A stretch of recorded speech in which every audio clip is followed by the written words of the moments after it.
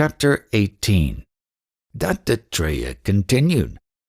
Thus, pure intelligence, free from objective knowledge, has been proved to exist. It can be felt on many occasions in ordinary life. However, it goes undetected because people are in the meshes of Maya and not conversant with it. Alertness alone will reveal it. Why say so much about it? The long and short of it is this. Objective knowledge is gained by the mind. The mind cannot be objectified. Still, it follows that there must be mind even in the absence of objects. Such pure mind, entirely divested of all objective knowledge or thoughts, is pure intelligence. Awareness is its nature. Therefore, it is always realized, for no other knower beside itself can ever be admitted. Do you think, O Bhargava, that the self is not aware when objects are seen? If not aware, the self cannot be. If the self is not, how can you raise this question? Can you seek any good for yourself if the self be a myth like a flower in the sky? How can I establish the self for you? Consider and tell me. Or do you mean to say that there is ordinarily an awareness of the self, but it cannot be particularized? If so, know it to be the unending awareness which is perpetually existing. That is yourself. The self is free from particulars. How strange that knowing it you are still ignorant. At the time of cognizing an object, the pure intellect assumes its shape and manifests as such. Of itself it is pure and has no form.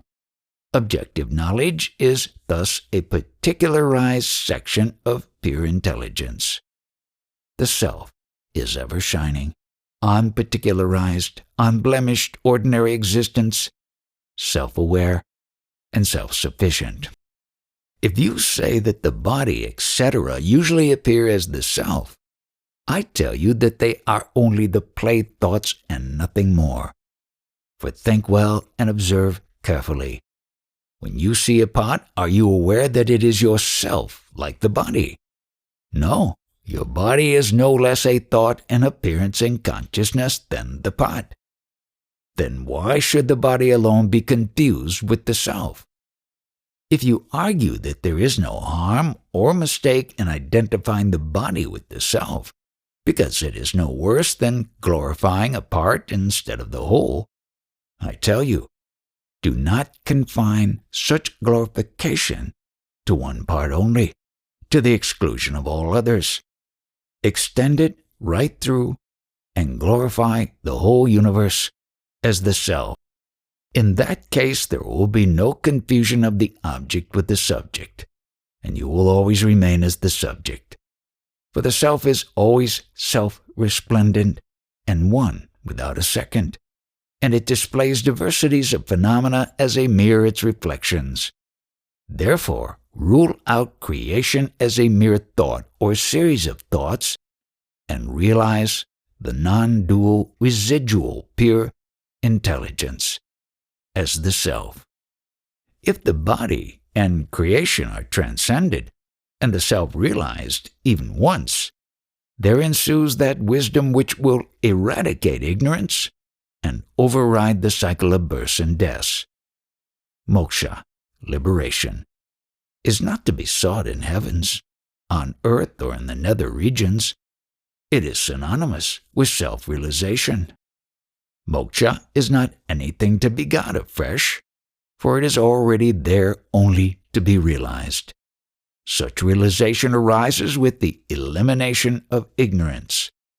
Absolutely nothing more is required to achieve the aim of life. Moksha must not be thought to be different from the self. If it is a thing to be acquired, its absence before attainment is applied. If it can be absent even once, why should not its absence recur? Then moksha would be found to be impermanent and so not worthwhile striving for. Again, if it can be acquired, acquisition implies non-self. what is non-self is only a myth, like a hare growing horns. Note, Sri Ramana says that moksha is another name for I or self. The self is, on the other hand, all-round perfection. So where else can moksha be located? If it were so, moksha would be like a reflection in a mirror.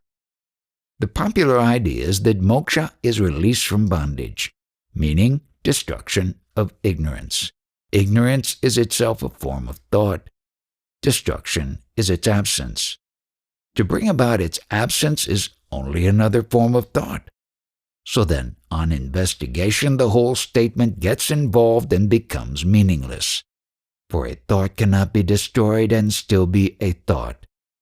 Dream is said to be real as well as unreal, in experience and in substance, respectively. Really speaking, dream too is not unreal, for what is unreality, impermanency? This again is recognized by the thought of the non-continuity of the dream, which implies the thought content to be dream.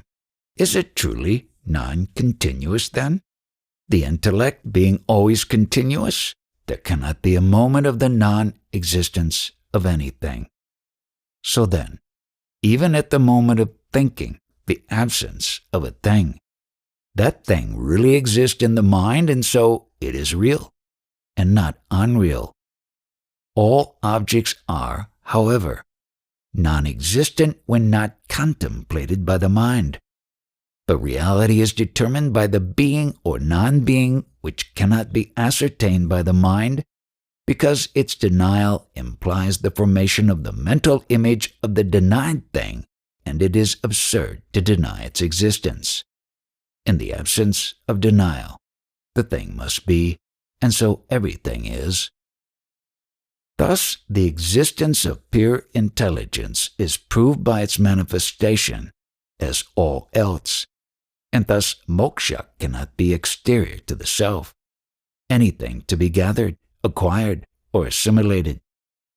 Moksha is defined as the steady glow of the self in perfection. The question arises whether the self is imperfect at one time, in ignorance, and perfect at another time in moksha. The non-modification of abstract intelligence into the objective phenomena is said to be the state of perfection, so there is no contradiction. Abstract intelligence contracts at the stimuli to modification and becomes limited. Otherwise, it is infinite and unbroken. If you mean to suggest that such intelligence is broken up into segments by time, etc., tell me whether the disintegrating influences are within the self or without. If beyond consciousness, they cannot be proved to exist. If within, consciousness pervades them and is not divided. The breaking up at intervals, as seen in the world, is perceived by consciousness as events, the broken parts, and time, the disintegrator, both of which are pervaded by consciousness. The consciousness is itself the time and the events. If time be not pervaded by consciousness, how do intervals become evident? In the universal pervasiveness of consciousness, how is it to be considered broken up? Breaking up must be brought about by the agency of something external.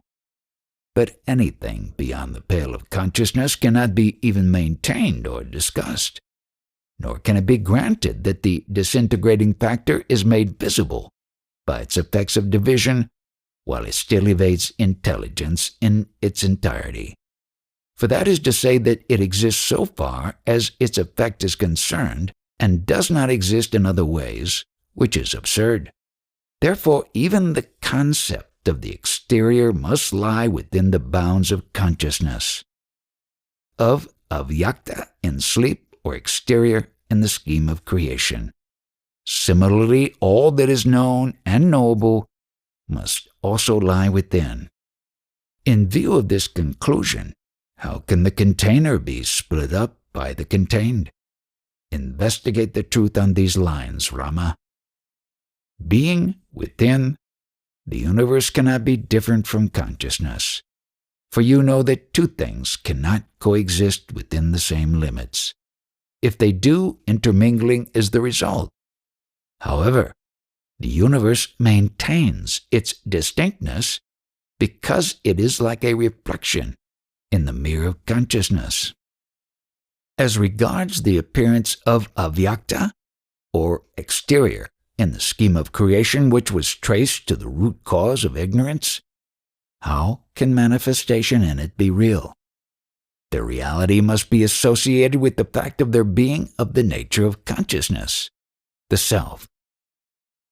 It is therefore proper to conclude that the self is alone and single and there is nothing beyond.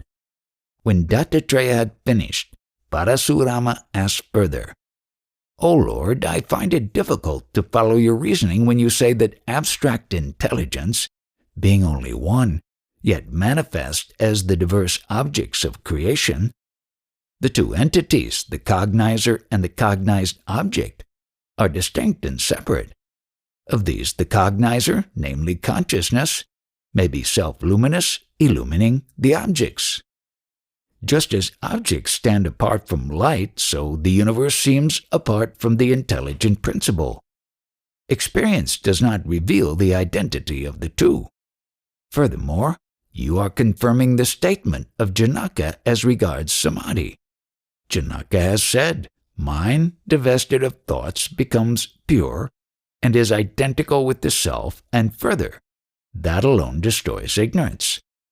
How can that be the self? Mind is always taken to be a faculty with which the self functions in the supramaterial planes. The self would be no better than insentient but for the mind, which characterizes it as different from the insentient world. Further, even the scriptures admit that liberation and bondage are only attitudes of the mind, according as it is unmodified or modified, respectively. How can the mind be the self as well as its faculty?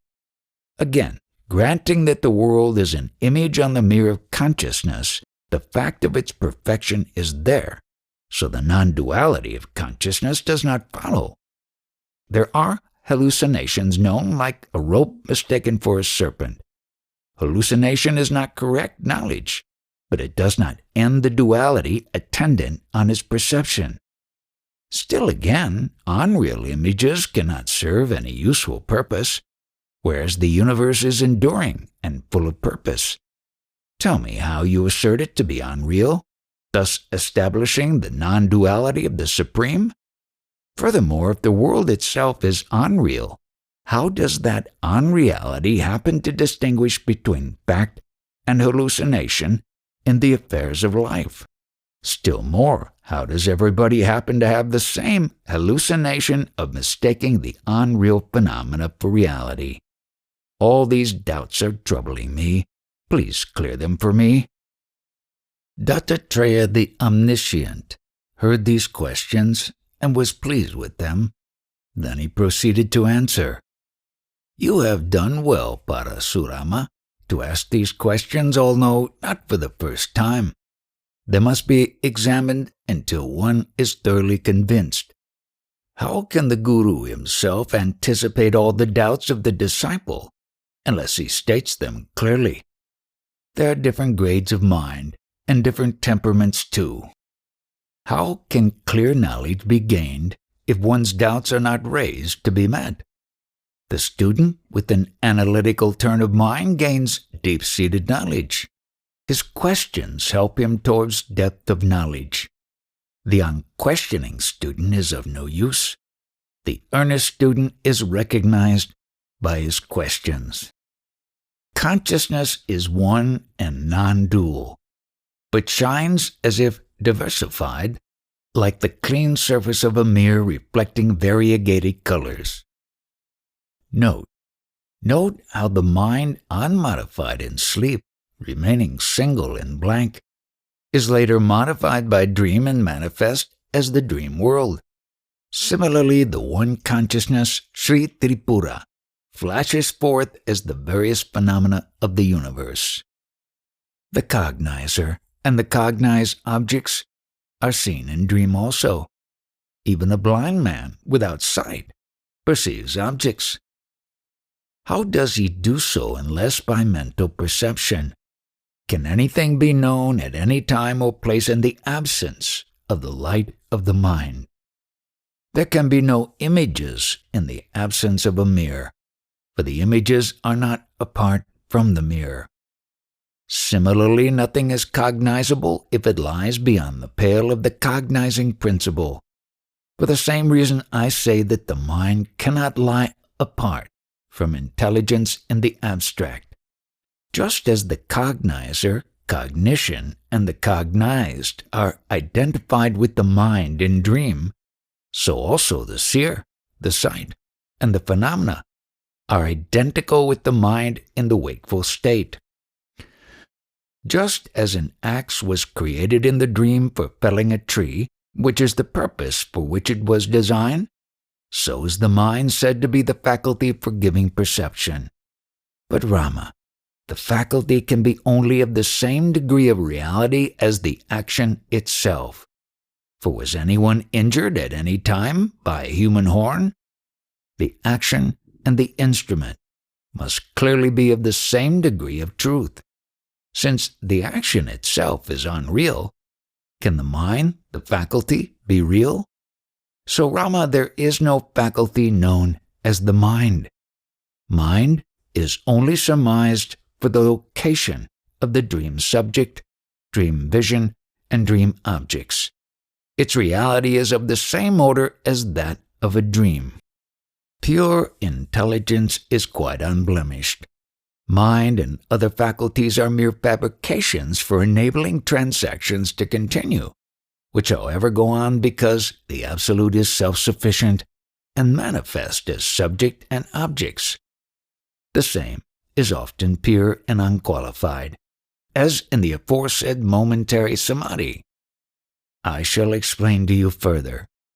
Absolute consciousness and space resemble each other in being perfect, infinite, subtle, pure, unbounded, formless, immanent in all, yet undefiled within and without. But space differs from the other in it being insentient. In fact, the conscious self is space. This being so, they are not different from one another. Space is self, and self is space. It is the ignorant who see the self as space alone, owing to their delusion, just as the owls find darkness in dazzling sunlight. The wise, however, find in space the self, the abstract intelligence. Her transcendental majesty, stainless and self-contained, irradiates diversity in herself like an individual in the state of dream. This diversity in the shape of men, animals, and other phenomena does not delude the self in its purity, but does delude aberrations of the self, namely the individual egos. Her Majesty, the Absolute, remains always aware of her perfection and oneness. Though herself immutable, she appears mutable to her own creatures, just as a magician beguiles the audience with his tricks, but remains himself undeceived. She is light, one without a second, and yet she appears divided to her own creatures, because of the veil of illusion.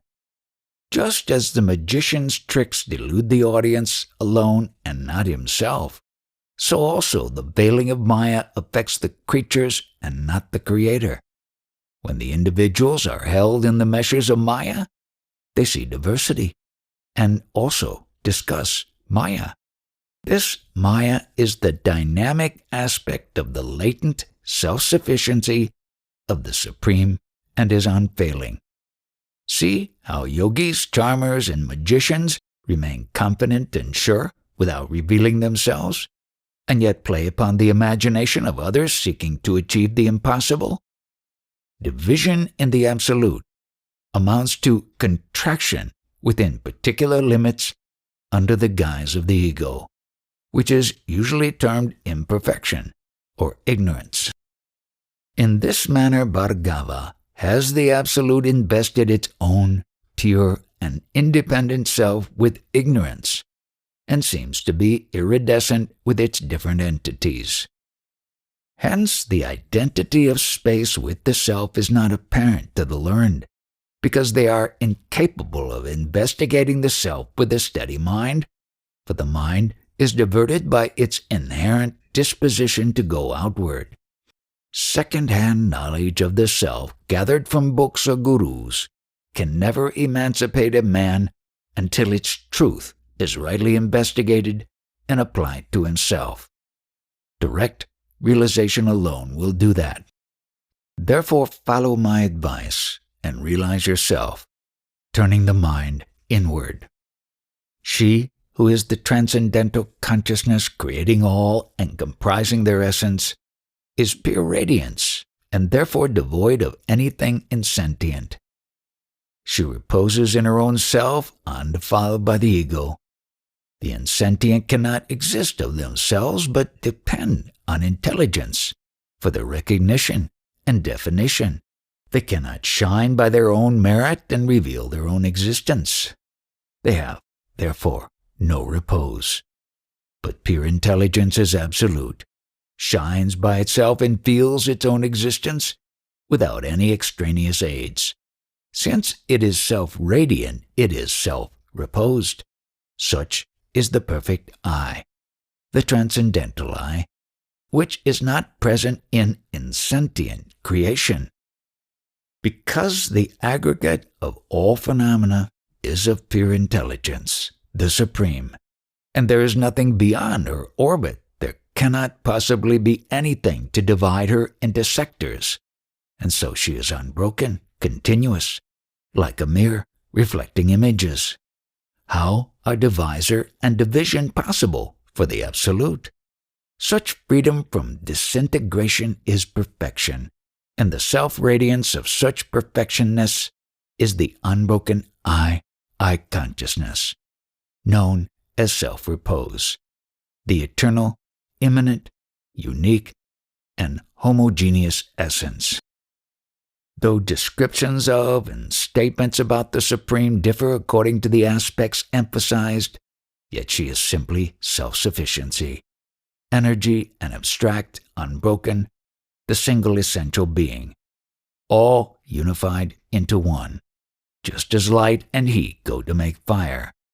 Yet these three factors are discussed and described separately in practical life.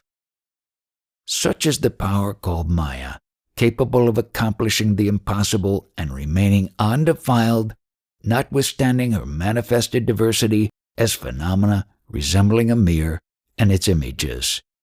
She is the eternal, single, unbroken I-ness, running through all manifestations. These seeming breaks in the continuum are said to be non-self, the same as ignorance, insentience, void, nature, non-existence of things, space, darkness, or the first step in creation, all of which represent nothing but the first scission in pure intelligence. The passage from the infinite absolute to a limited nature is influenced by Maya, and the transition is called space. But this is, as yet, indistinguishable from the self, owing to the non-development or absence of the ego, which is the seat of the cycles of births and deaths. Diversity is visible only in space, and this space is in the self, which in turn projects it at the moment when differentiation starts, although it is not then clear. Rama, look within. What you perceive as space within is the expanse wherein all creatures exist, and it forms their self or consciousness. What they look upon as space is yourself. Thus, the self in one is space in another, and vice versa. The same thing cannot differ in its nature. Therefore, there is no difference between space and self, which is full and perfect bliss consciousness. However, space implies sections. Each section of intelligence is called mind, Can it be different from the self?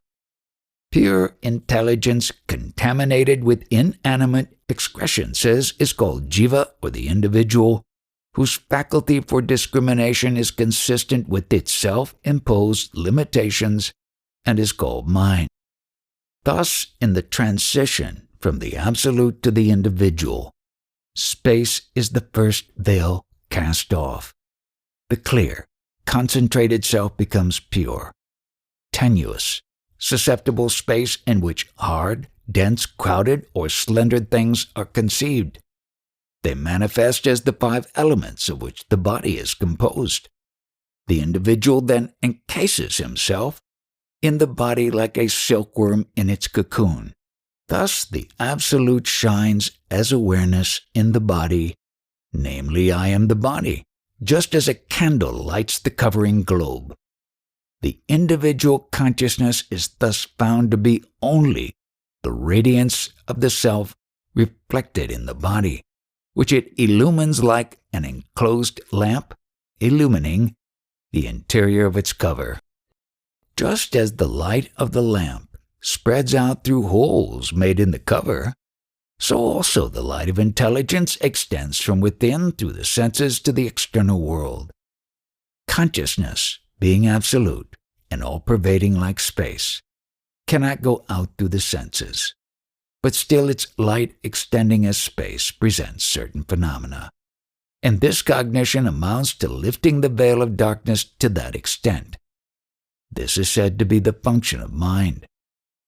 Note, the rays of light are imperceptible in ether, but when they impinge on matter, the objects become visible by the reflection of the light rays on their surface. Similarly, consciousness appears to disclose the presence of objects in space by unveiling them from the ignorance surrounding them. Therefore, I tell you that mind is no other than consciousness. The difference lies in the fact that the mind is restless and the self is always peaceful. Realization of the self subdues the restless mind, which is the dynamic aspect of consciousness. On this being subdued, there gleams out the peace-filled, perfect, intelligent bliss, which is synonymous with emancipation. Be assured of this. Do not think that an interlude of blankness or veil of nescience will supervene after the cessation of thoughts, for there is no such factor as a blankness or veil of nescience. It is simply a figment of the imagination. If, in a daydream, a man imagines himself taken, harassed, and beaten by an enemy, he will suffer from the effects until and unless he dismisses the daydream. Will he continue to be bound by the enemy after the dream is dismissed with the enemy and his blows? So it is with the veil of nescience. O Rama, even from the very beginning, there has really been no bondage or tie to the cycle of births and deaths. Only do not be deluded by identifying yourself with the insentient matter, but inquire, what is this bondage? The strongest fetter is the certainty that one is bound. It is as false as the fearful hallucinations of a frightened child. Even the best of men cannot find release by any amount of efforts unless their sense of bondage is destroyed. What is this bondage? How can the pure, uncontaminated absolute self be shackled by what look like images in the mirror of the self? To imagine that the self is shackled by mental projections is to imagine that the fire reflected in a mirror can burn it. There is absolutely no bondage beyond the foolish certainty that you are bound and the difference of entity created by mind. Unless these two blemishes are washed away by the holy waters of investigation into the self, neither I nor Brahma the Creator nor Vishnu nor Shiva nor even Sri Tripura, the goddess of wisdom, can help that person to be emancipated. Therefore, Rama, surmount these two hurdles and remain eternally happy.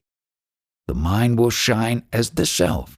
If the mind be denuded of those thoughts now crowding it, and then all sense of duality will cease to exist. Mind is nothing but sectional knowledge as this and that. Eliminate such, and then pure knowledge will alone remain. This is the self. As for the well-known example of the hallucination of a snake and a coil of rope, the rope is real and the snake is unreal. Even after the true state of affairs is known, and the hallucination of a snake dismissed, there is still the reality of the rope, which contains the potentiality of the recurrence of the same hallucination in the same person or in others. The danger is always there until the rope is recognized to be of and in the self. Then objectivity totally ceases, and pure knowledge alone remains. There is thus a complete annihilation of duality.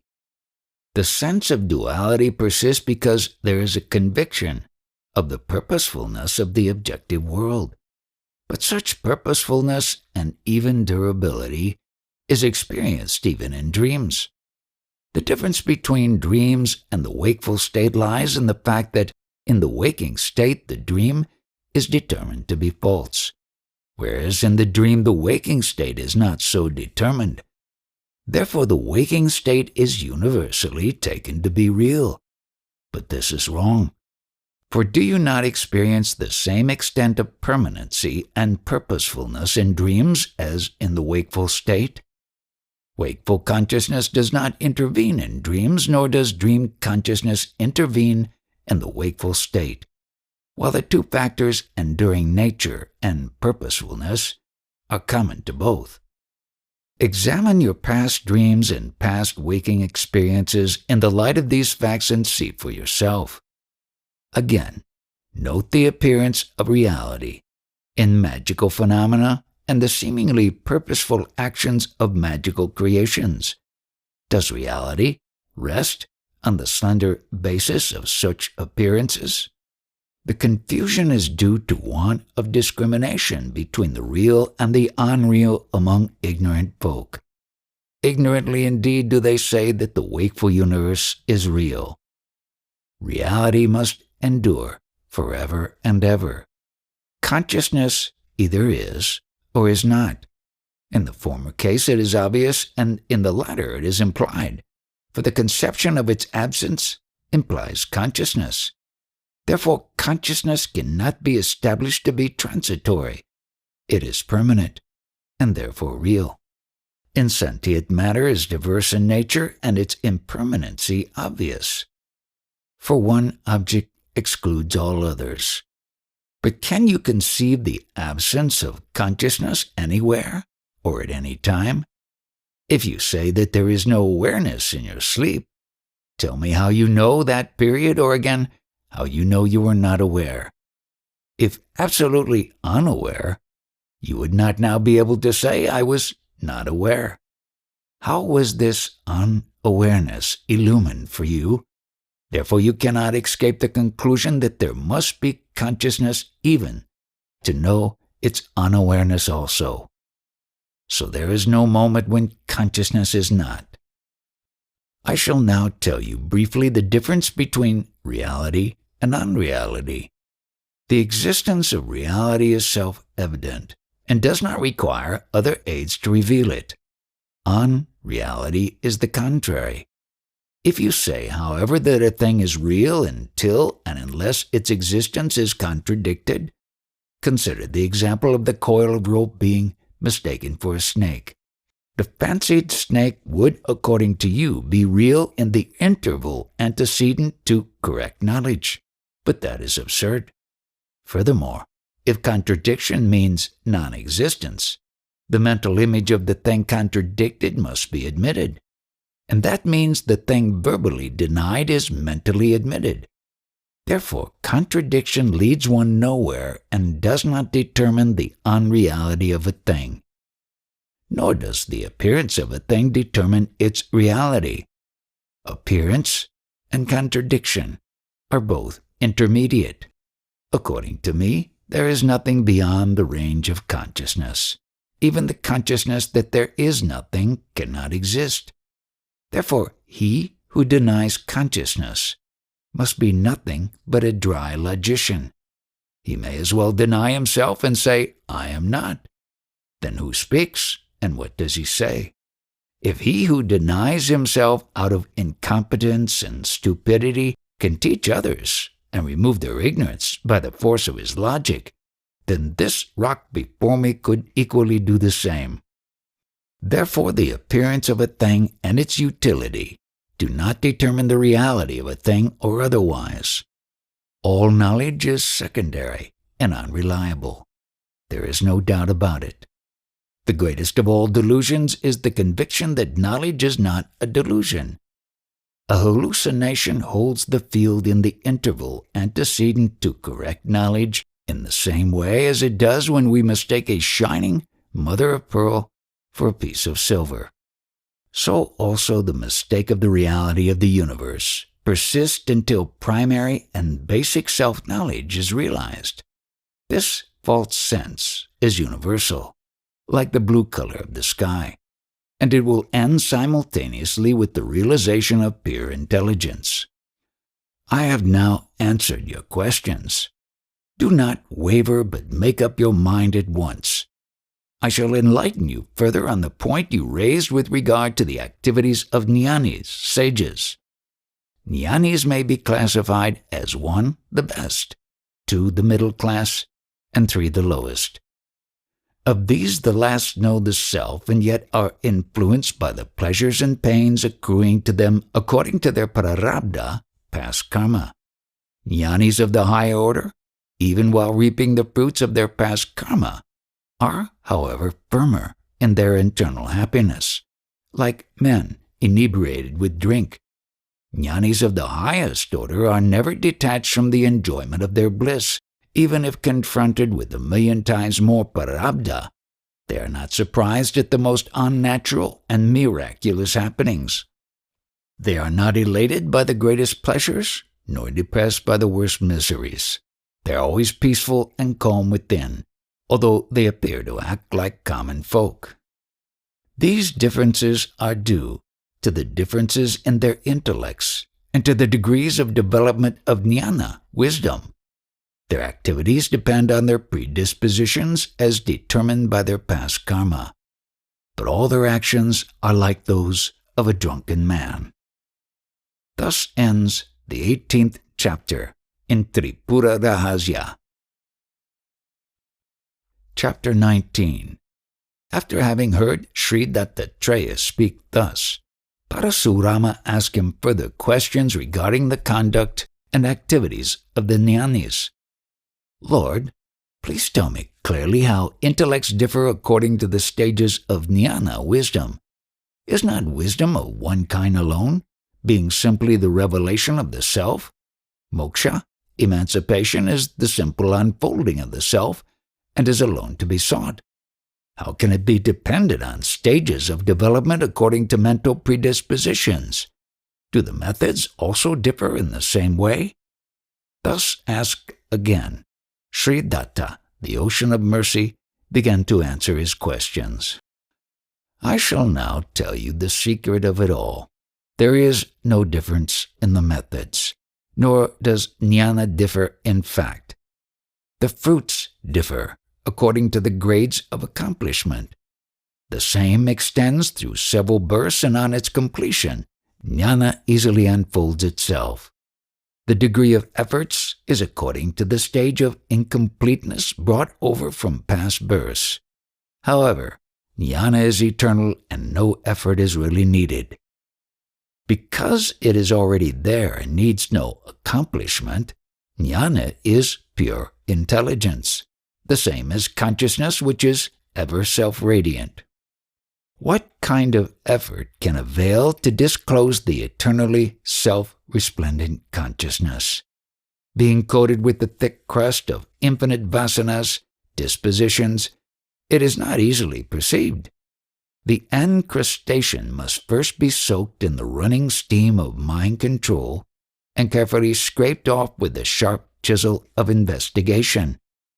Then one must turn the closed urn of crystal quartz, namely the mind cleaned in the aforesaid manner, on the grinding wheel of alertness, and finally open the lid with the lever of discrimination.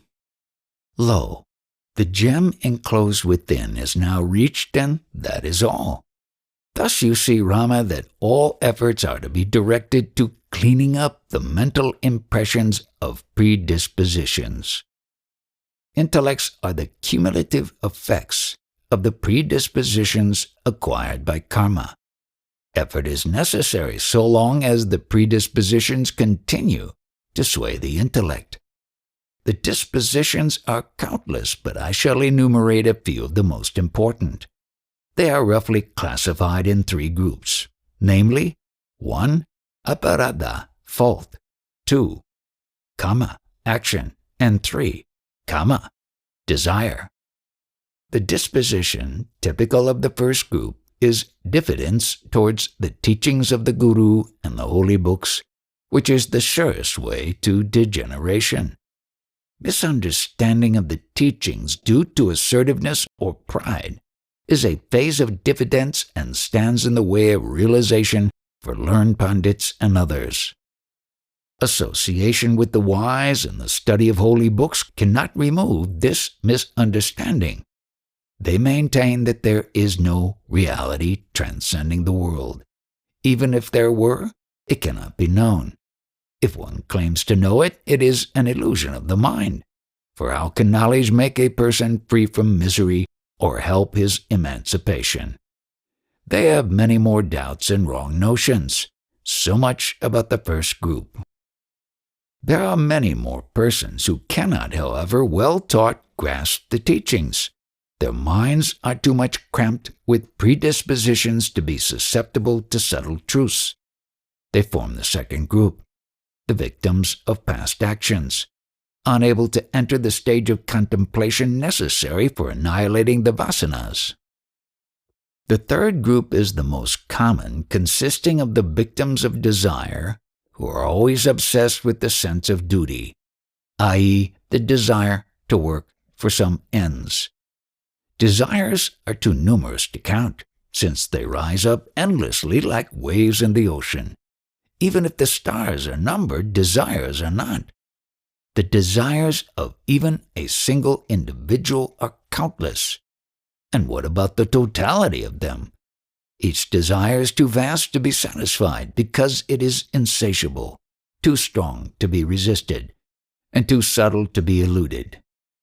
So the world, being in the grip of this demon, behaves madly and groans with pain and misery consequent on its own misdeeds.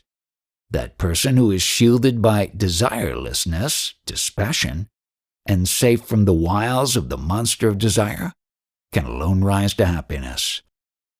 A person affected by one or more of the aforesaid 3 dispositions cannot get at the truth, although it is self-evident.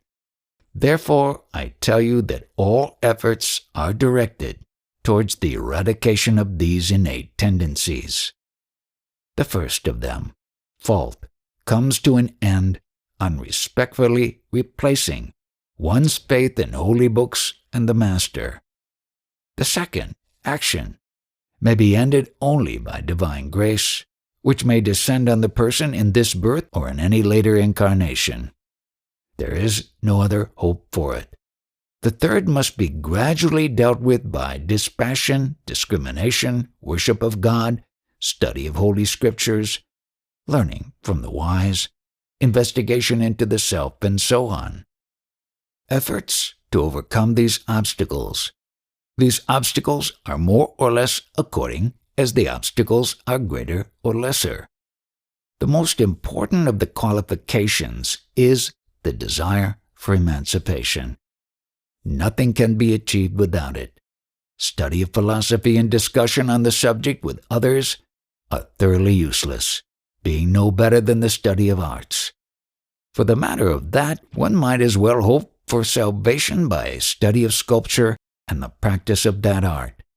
The study of philosophy, in the absence of a longing for salvation is like dressing up a corpse. Again, Rama, a causal desire for emancipation is also vain. Such desire often manifests on learning of the magnificence of the emancipated state.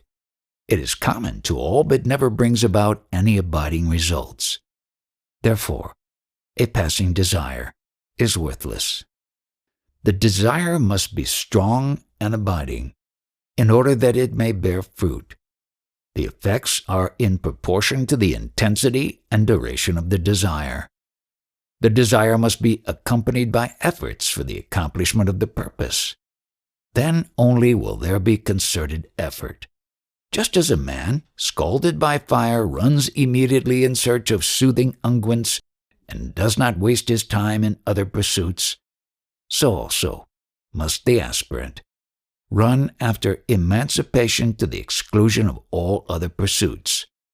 Such an effort is fruitful and is preceded by indifference to all other attainments. Starting by discarding pleasures as being impediments to progress, he develops dispassion and then the desire for emancipation, which grows in strength. This makes a man engage in the right efforts in which he becomes thoroughly engrossed. After these stages are passed, the most unique consummation takes place. When Dattatreya finished, Parasurama was completely bewildered and asked him further, "Lord, you said earlier that association with the wise, divine grace, and dispassion are the prime factors for attaining the highest aim of life. Please tell me which is the most essential and how it can be accomplished. For nothing happens without an antecedent cause. This is certain. What is the root cause of the fundamental requisite, or is it only accidental?" Thus asked, Dattatreya answered him as follows, "I shall tell you the root cause of it all. Listen.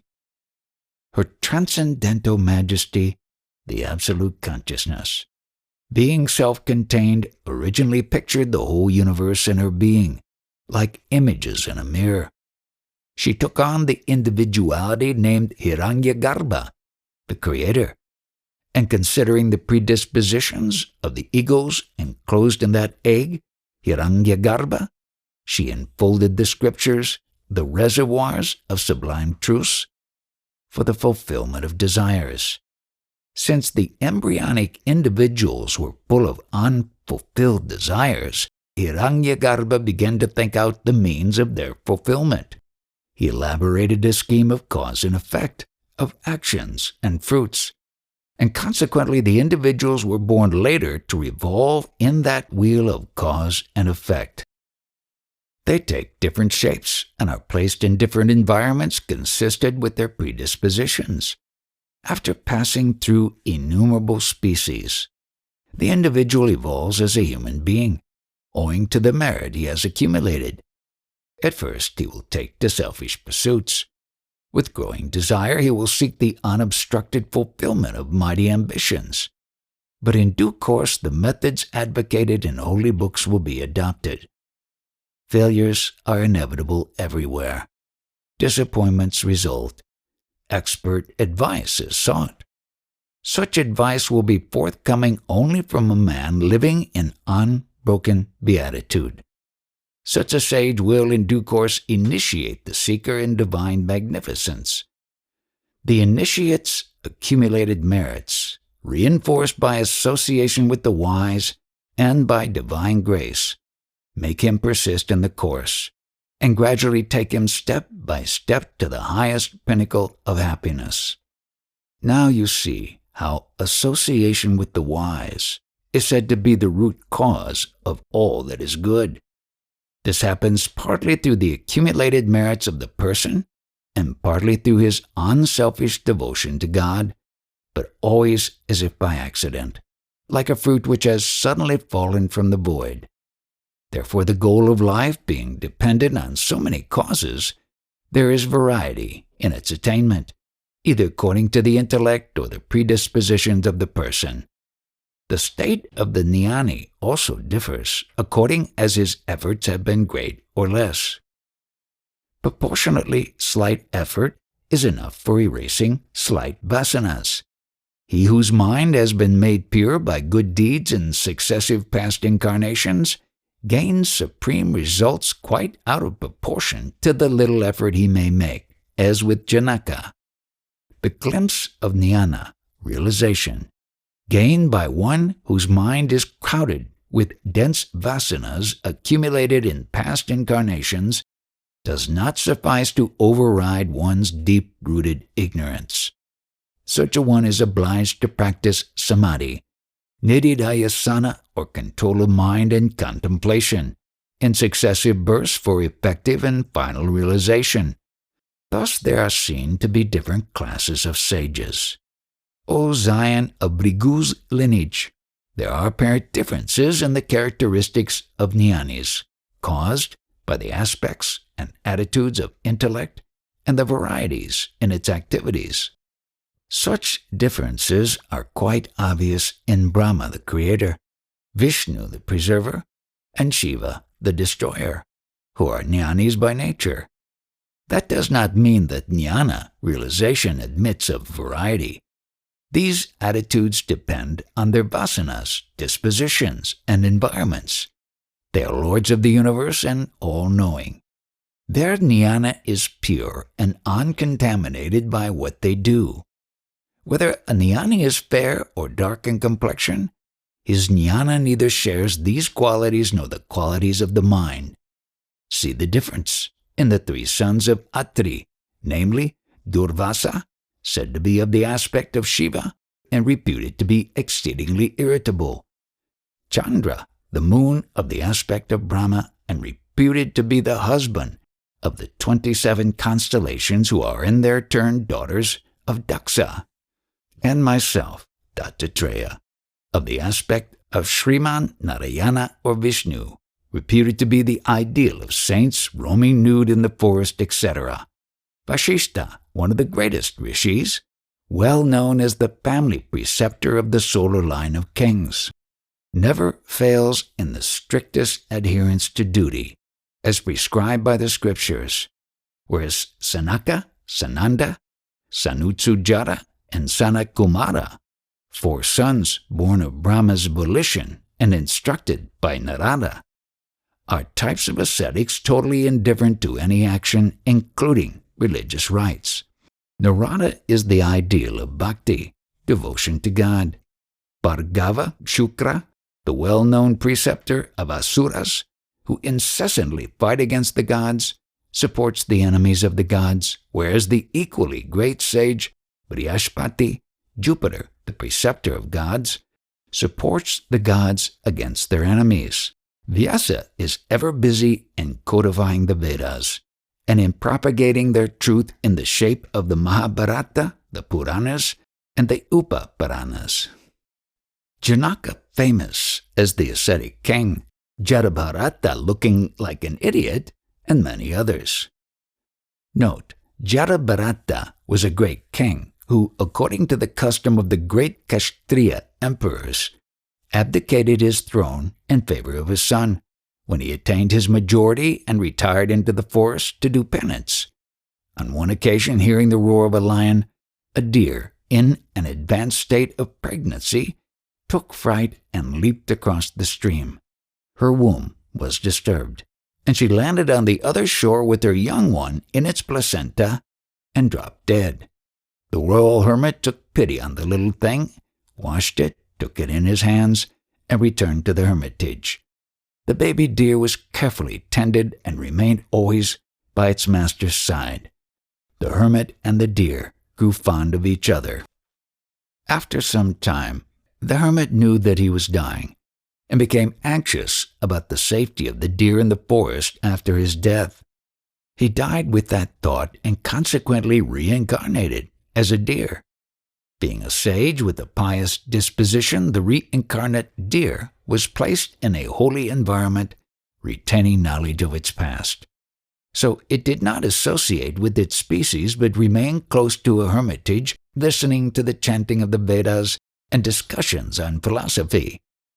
When it died, it was reborn as a boy in a pious Brahmin family. The parents died while he was still young, The boy was always helping others but never took to any definite work. He was healthy, strong, and free from care. The neighborhood put him down as an idiot, and so he appeared as he loafed about.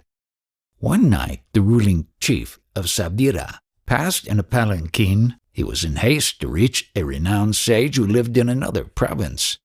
One of his bearers took ill on the way, so his men looked about for a substitute. On finding this Brahmin boy idiot, they pressed him to take the work, and he took his place as a bearer of the palanquin. The chief was irritated at the slow pace of the bearers and reprimanded them.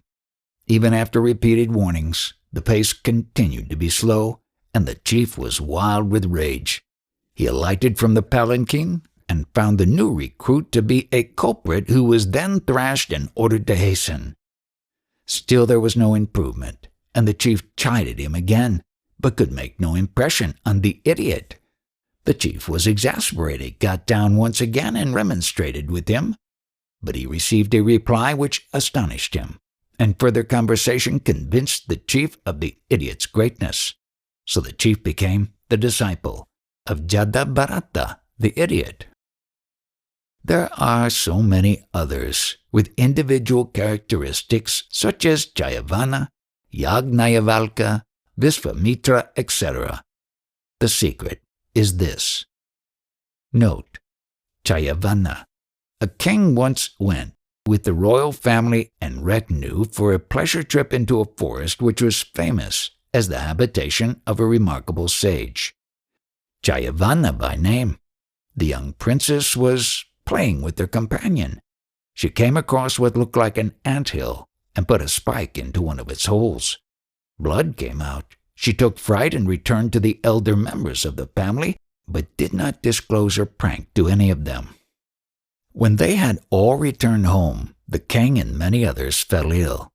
They suspected some involuntary evil had been perpetrated on Chyavana. When an envoy arrived in the forest praying for his blessings, the sage was found hurt in the eyes, and he sent word to the king as follows. Your daughter hurt my eyes by driving a spike into the anthill, which had grown over me while I was in Samadhi. I am now old and helpless. Send the mischief maker here to make amends for her mischief by becoming my helpmate. When the envoy communicated the message to the king, he spoke to the princess, who readily acceded to the wishes of the saint. So she lived in the forest with her aged consort and carefully attended to his comforts. She used to bring water from a neighboring spring. One day the twin gods, known as the Asvins, came there and, admiring her loyalty to her aged husband, revealed themselves to her and offered to rejuvenate her ancient husband. She took her husband to the spring and awaited the miracle. They asked the saint to dive into the water. They too dived simultaneously. All three emerged looking like one another. The girl was asked to pick out her husband. She prayed to God and was enabled to identify him. The saint promised in return to include the twin benefactors among the gods eligible for sacrificial propitiation. He invited his father-in-law to arrange for a sacrifice and called on the names of the Asvins. Indra, the chief of the gods, was angered by this and threatened to spoil the sacrifice if innovations of the kind contemplated by Chyavana were introduced. Chyavana easily incapacitated Indra by virtue of his penance and kept his promise to his benefactors. In the meantime, Indra apologized and was pardoned and restored to his former state. Yajnavalkya is the sage of sages mentioned in the Brihadaranyaka Upanishad. Vishnamitra is too well known to be described here. He was the grand uncle of Parasurama. Of the three typical vasanas mentioned, the one of action is the most potent and is said to be ignorance. Those are the best who are free from all of the vasanas, and particularly from the least trace of that action. If free from the fault of mistrust of the teachings of the master, the vasana due to desire, which is not a very serious obstruction to realization, is destroyed by the practice of contemplation. Dispassion need not be very marked in this case. Such people need not repeatedly engage in the study of scriptures or the receiving of instructions from the master, but straightway pass into meditation and fall into Samadhi, the consummation of the highest good. They live evermore as Jivanmuktas, emancipated even while alive. Sages with subtle and clear intellect have not considered it worthwhile to eradicate their desire, etc., by forcing other thoughts to take their place, because desires do not obstruct realization. Therefore, their desires continue to manifest even after realization as before. Neither are they tainted by such vasanas. They are said to be emancipated and diverse-minded. They are also reputed to be the best class of nyanis. Rama, he whose mind clings to the ignorance of the necessity of work cannot hope for realization even if Shiva offers to instruct him. Similarly also, the person who has the fault of marked indifference to or misunderstanding of the teachings, on the other hand, a man only slightly affected by these two vasanas, and much more so by desires or ambitions, will be repeated hearing of the holy truth, discussion of the same, and contemplation on it, surely reach the goal, though only with considerable difficulty and after a long lapse of time. Such a sage's activities will be small because he is entirely engrossed in his efforts for realization. Note, his activities will be confined to the indispensable necessities of life.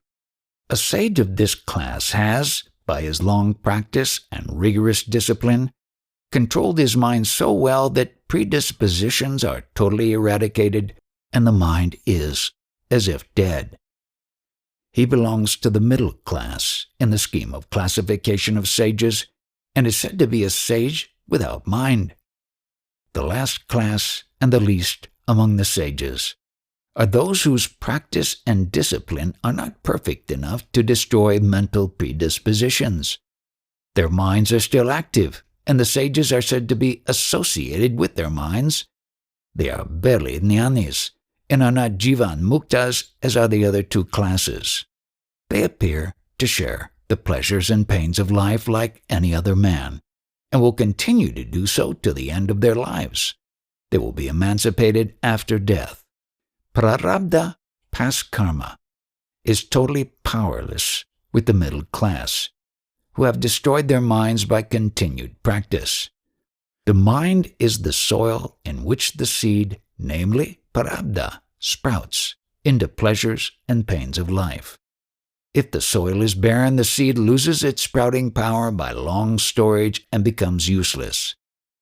There are men in the world who can carefully attend to different functions at the same time and are famous and extraordinarily skillful.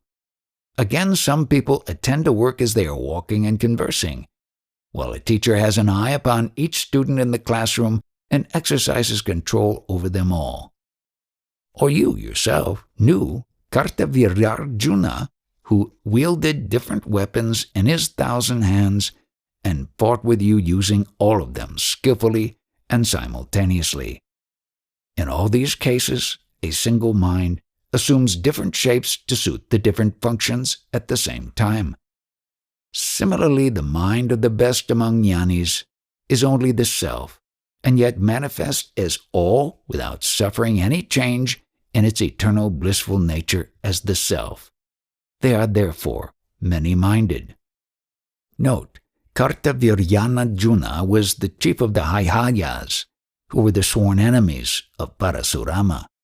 He was himself a devotee of Sri Dattatreya, and had received the most wonderful boon from his master, namely, that his name should be transmitted to posterity as that of an ideal king unparalleled in legend or history.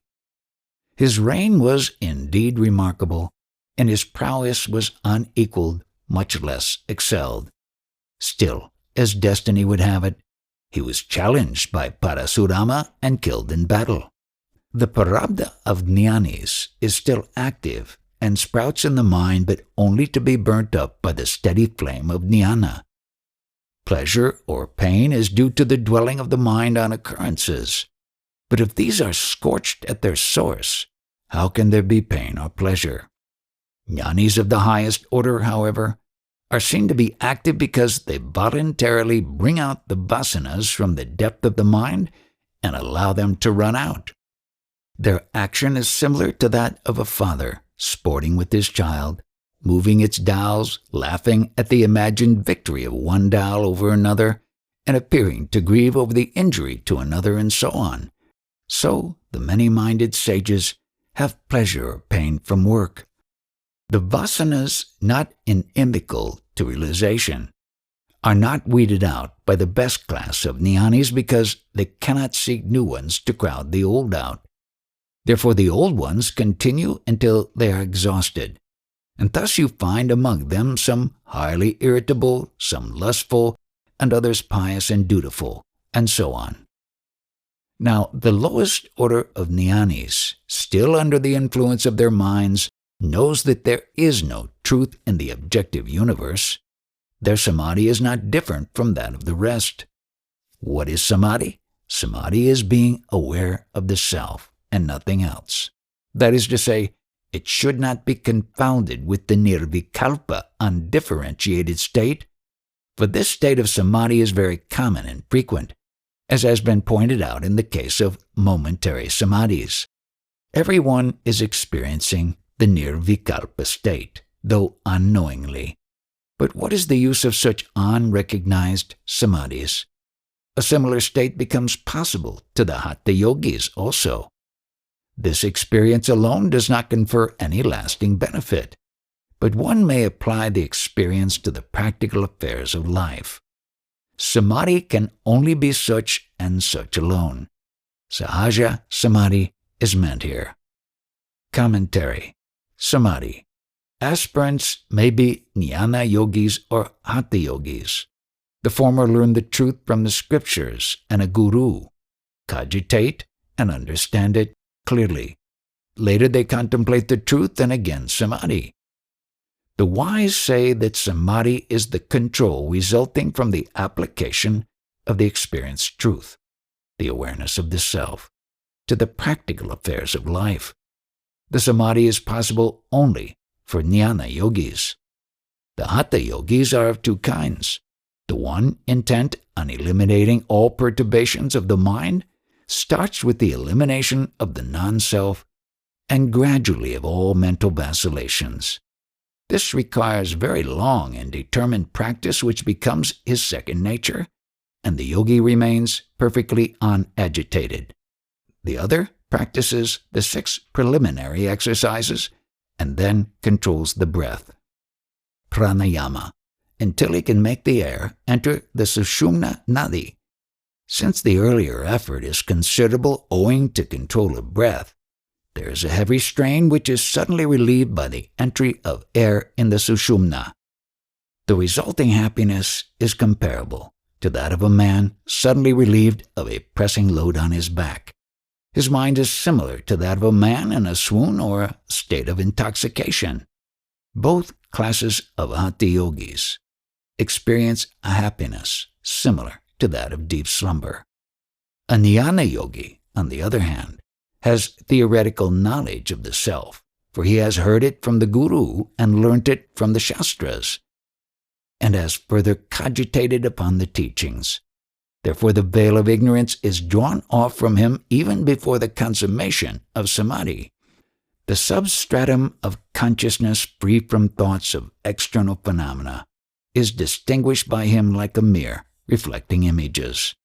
Furthermore, in the earlier stages of samadhi, he is capable of remaining aware as absolute consciousness, quite free from all blemishes of thought. Whereas a Hatha yogi cannot remain in such a state, in the jnani samadhi, both the veil of ignorance and perturbation of thoughts are removed. In the Hatha yogi samadhi, though the self is naturally free from the 2 obstacles, yet it remains hidden by the veil of ignorance. The same is torn off by the jnani in the process of his contemplation. If asked what the difference there is between the samadhi of a Hatha yogi and sleep, it must be said that the mind, overpowered by deep ignorance, is covered by dense darkness in sleep, whereas the mind, being associated with sattva, quality of purity, acts in samadhi as a thin veil for the self-effulgent principle. The self may be compared to the sun, obstructed by dark and dense clouds in sleep and by light mist in samadhi. For jnani, the self shines in its full effulgence, like the sun, unobstructed in the heavens. This is how the sages describe samadhi. Having spoken of the jnani's samadhi as approved by the sages, Dattatreya proceeds to prove its unbroken nature. What is samadhi? Samadhi is absolute knowledge, uncontaminated by objects. Such is the state of the best jnanis, even when they take part in the affairs of the world. The blue color of the sky is known to be an unreal phenomenon, and yet it appears the same to both the knowing and the unknowing, but with this difference, that the one is misled by the appearance, and the other is not. Just as the false perception does not mislead the man who knows, so also all that is perceived, which is known to the wise to be false, will never mislead them. Since the middle class of jnanis have already destroyed their minds, there are no objects for them. Their state is known as the supramental one. The mind is agitated when it assumes the shape of those objects which it mistakes for real, and unagitated otherwise. Therefore the latter state alone is supramental. Note, the mind of the highest order of jnanis, though associated with objects, knows them to be unreal and therefore is not agitated, as is the case with the ignorant. Since a jnani of the highest order can engage in several actions at the same time and yet remain unaffected, he is always many-minded and yet remains in unbroken samadhi. He is absolute knowledge, free from objects. I have now told you all that you want to know. Thus ends the chapter 19 on the different states of jnanis in Tripura Rahasya.